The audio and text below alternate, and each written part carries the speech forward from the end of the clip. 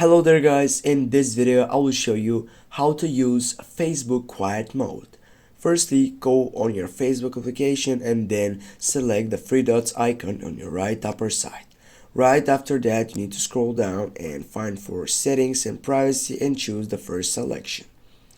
Right after that, you need to go and search for preferences side and then take a look at the simple side that says your time on Facebook. Click on that selection and here you need to scroll at all these sections, but as you can see here you have tried quiet mode. Click on it and here you have an option for turning on. Go turn on.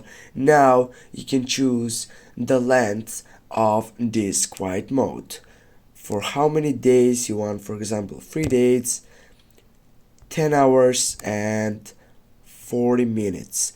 Just go for apply, and that's for today guys. Now you know how to use Facebook quiet mode.